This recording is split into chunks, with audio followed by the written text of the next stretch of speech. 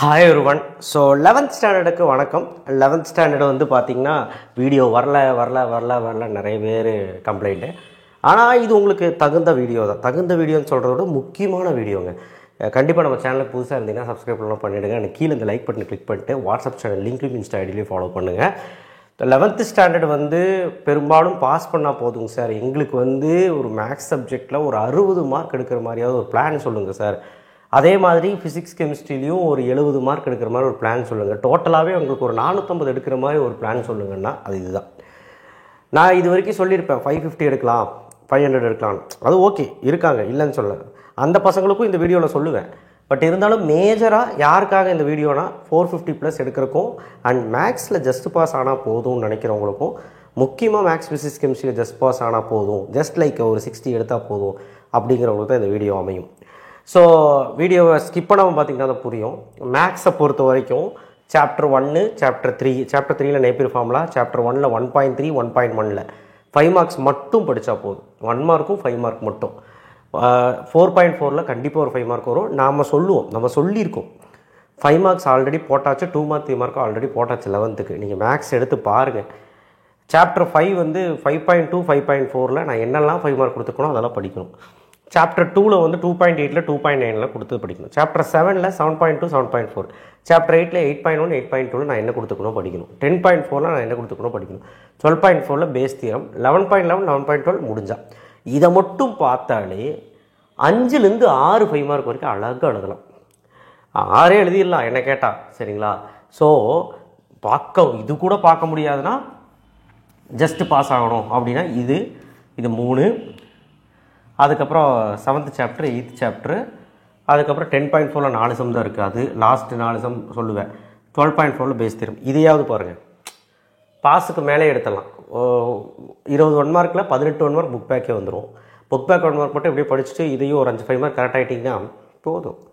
So அப்போ டோட்டலாக உங்களுக்கு வந்து ஒரு டீசெண்டான ஒரு ஸ்கோர் வரும், ஒரு 40 to 45.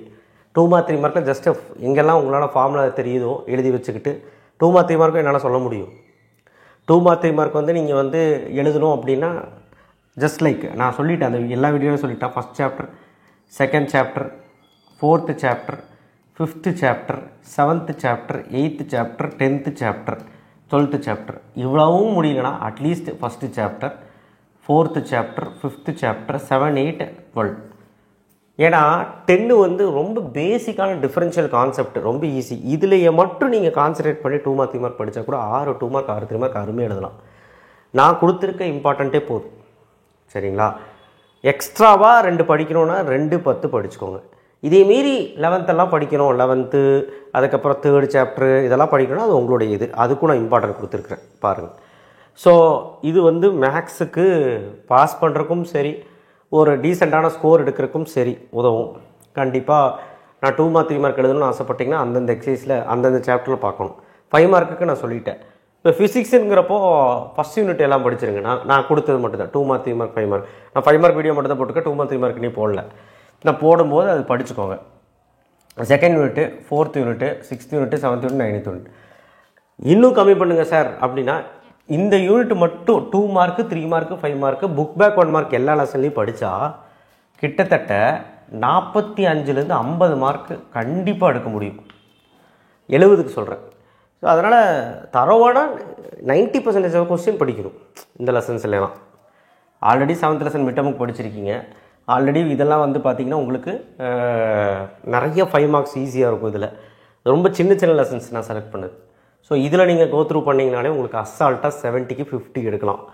ஆனால் நீங்கள் எந்த கொஸ்டினும் விடக்கூடாது. நான் சென்ட்ரிபிட்டல் ஆசலைசேஷன் விட்றேன், இப்போ 4th யூனிட்டில் 1 டைமென்ஷன் கொலிஷன் விட்றேன், 6th யூனிட்டில் ஜி வித் லேட்டிடியூட் விட்றேன். நான் கொடுத்ததில் நீங்கள் எல்லாமே படிக்கணும். போதும், நான் கொடுத்ததே கம்மியாக தான் கொடுப்பேன், அதில் படிங்க. கெமிஸ்ட்ரி பொறுத்த வரைக்கும் அட்வான்ஸாக சென்டம் எடுக்கணும்னா இன்னும் ஒரு 2 லெசன் கூட படிங்க. ஏன்னா நம்ம கொடுக்குற ஒரு 40 5 மார்க் கொடுப்போம், 2 மார்க் 3 மார்க் இம்பார்ட்டன்ட் எல்லா லெசன்லையும் கொடுப்போம். அதெல்லாம் படிச்சிங்கனாலே சென்டம் தான். நியூமெரிக்கல் ப்ராப்ளம் தனியாக கொடுத்துருவேன். கெமிஸ்ட்ரியில் 1 2 3 6 7 பாருங்கள், 1 2 3 இன்ஆர்கானிக்கு, 6 7 8 ஃபிசிக்கலு, 15 ஒரு மொக்க லெசனு.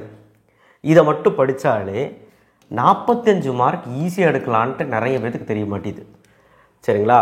இதில் ஆனால் தரவாக இருக்கணும். அட்லீஸ்ட் புக் பேக்காவது தரவாக இருக்கணும். நீங்கள் இதில் 1-2 கொஸ்டின்ஸ்லாம் நான் விட்டுருவேன் அப்படின்லாம் இருக்கக்கூடாது. ப்ராப்ளம்ஸ் கூட வேணாம். நீங்கள் வந்து ப்ராப்ளம் இல்லாமல், ஆனால் ஃபஸ்ட் லெசனில் எம்பிரிக்கல் ஃபார்முலா ப்ராப்ளம் வேணும். மீதி எல்லாத்துலேயுமே ப்ராப்ளம் தேவையில்லை. அட்லீஸ்ட் அந்த தியரி கொஷின்ஸை நம்ம சொல்கிற கொஷின்ஸ் படிச்சிங்கன்னா 45 மார்க் பக்கம் எடுக்கலாம் டீசெண்டாக. இல்லை சார் இன்னும் கொஞ்சம் அதிகமாக எடுக்கணும் அப்படின்னா 4-5 சேர்த்திக்கோங்க. அதுக்கப்புறம் 9-10 சேர்த்திக்கோங்க. 11-12 13ல் 11-12 மட்டும் சேர்த்திக்கோங்க. 11-12 மட்டும் ஏன் சேர்த்திக்கோங்கன்னா 12 ஈஸி. 12 வந்து தியரி தான். புக் பேக்கில் மட்டும் படித்தா போதும்.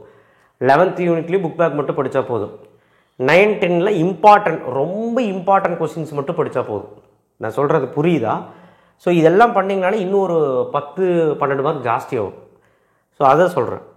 நான் இது வந்து சேஃபர் ஜோனுக்கு சொல்லிக்கிட்டு இருக்கேன்.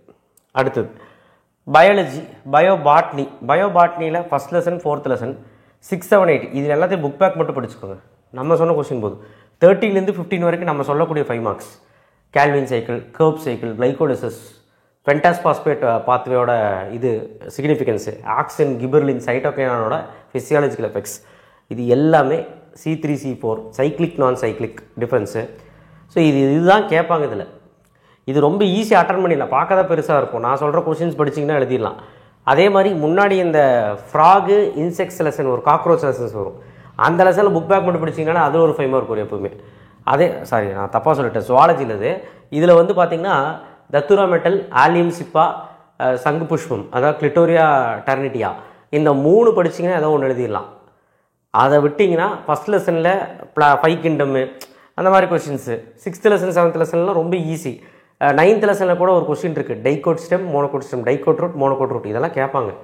அதை நான் இங்கே எழுதலை. நம்ம சொல்லக்கூடிய கொஸ்டின்ஸ் படித்தால பயோபாட்னி தப்பிச்சிடலாம். ஜுவாலஜியில் இந்த 5 லெசன் படிங்க. 12வது லெசன் ஒழுக்கமாக படிங்க. 1, 2, 3, 4 நல்லா படிங்க. புக் பேக் படித்தா போதும். ஓகேவா? ஓரளவுக்கு நம்மளால் பயாலஜியில் 1 மார்க்கும் சேர்த்தி 45லேருந்து 50 மார்க் எடுக்கலாங்கிறது மறந்துடாதீங்க இந்த லெசன்ஸ் படித்தா. சிஎஸ் வந்து பார்த்திங்கன்னா 10 unit, first 5 unit easy, last 6 unit ரொம்ப ஈஸி. எனக்கு தெரிஞ்ச நடுவில் இருக்க யூனிட்டு எனக்கு ஈஸி தான். நான் சொல்கிறது ஃபஸ்ட் 5 லெசன் படிச்சிருவேன். அடுத்து 9வது லெசன் படிச்சிரு, ரொம்ப ஈஸி. அடுத்தது 13லேருந்து 18 வரைக்கும் படிச்சுக்க, இவ்வளோதான். இதெல்லாம் படிச்சிங்கனாலே கம்ப்யூட்டர் சயின்ஸில் 1 மார்க்கு புக் பேக் படிச்சிங்கனாலே 55 மார்க் எடுக்கலாம் 70க்கு. ஸோ புக் பேக் கொஸ்டின்ஸ் மட்டும் படித்தா போதும். கம்ப்யூட்டர் சயின்ஸில் தமிழில் ஏதாவது ஒரு 4 இயல் ஃபுல்லாக படிச்சிடறேன். ஆனால் திருக்குறள் டீட்டெயிலும் நீ தரவாக இருக்கணும். தரவாக இருந்தாலும் டீட்டெயிலாக எழுதிடலாம், சிறுவினாவும் எழுதலாம், குருவினாவும் எழுதலாம். ஆனால் 4 இயல் தரவாக இருக்கணும். குருவினா, சிறுவினா, நெடுவினா எல்லாமே. இங்கிலீஷில் ப்ரோஸு, போயம், சப்ளிமெண்ட்ரியில் 3 லெசன், எனி 3 லெசன்ஸ் படிச்சுக்க. அதை விட்டால் மீதியெல்லாம் கதை தான். இங்கிலீஷில் தப்பிச்சிடலாம். கிராமர் மட்டும் பார்க்கணும்.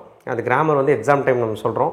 இல்லை அப்படின்னா ஏதாவது நடுவில் டைம் கிடச்சா சொல்கிறேன். இது +1க்காக தேர்ந்தெடுத்த ஒரு ஐடியா. ஸோ ரொம்ப கஷ்டப்படுவீங்களே, படிக்காமல் இருக்கீங்களே, படிக்காமல் இருக்கிறவங்களுக்கு இப்போ ஸ்டார்ட் பண்ணால் கூட இந்த லெசன்ஸ் எல்லாம் முடிச்சிடலாங்கிறது. ஸோ மேக்ஸில் வந்து எனக்கு 70 மார்க் வேண்டாம், எனக்கு ஒரு 40-45 போதுன்னா நான் சொல்லிட்டேன்.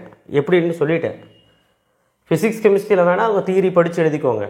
அதில் ஒரு 40 மார்க் ஈஸியாக எடுத்தால் ப்ராக்டிக்கல் போட்டால் 70 மார்க் ஆச்சு ஃபிசிக்ஸ் கெமிஸ்ட்ரியில். ஸோ அதில் நீங்கள் ஏன் இழக்கிறீங்க மார்க்கை?